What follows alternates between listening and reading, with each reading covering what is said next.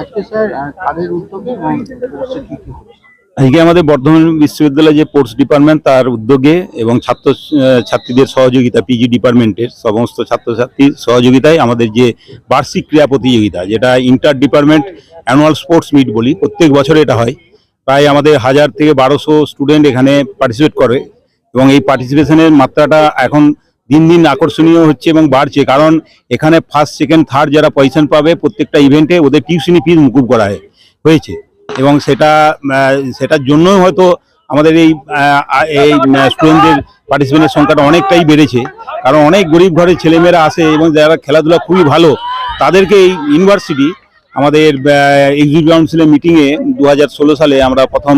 এই টিউশনি ফিস মুকুব করার যে একটা আমাদের আইন চালু হয় এবং সেই আইন চালু হওয়ার পর থেকে আমাদের পার্টিসিপেন্ট উত্তরোত্তর বেড়েই চলেছে এবং যে উৎসাহ উদ্দীপনা যে প্রত্যেকটা ডিপার্টমেন্ট প্রায় 35টার মতো ডিপার্টমেন্ট থেকে ছেলেমেয়েরা এখানে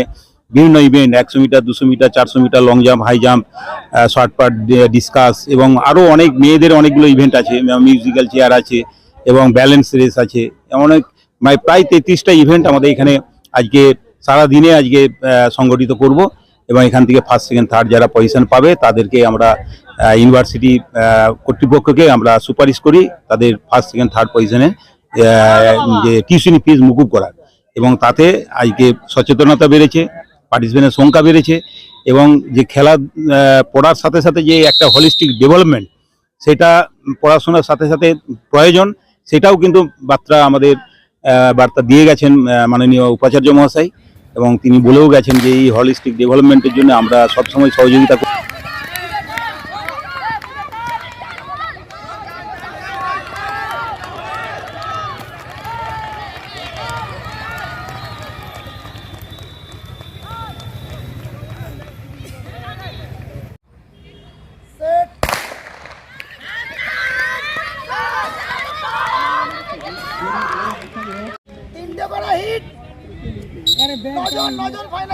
ব্রেক দানিস না বেশ বাইকান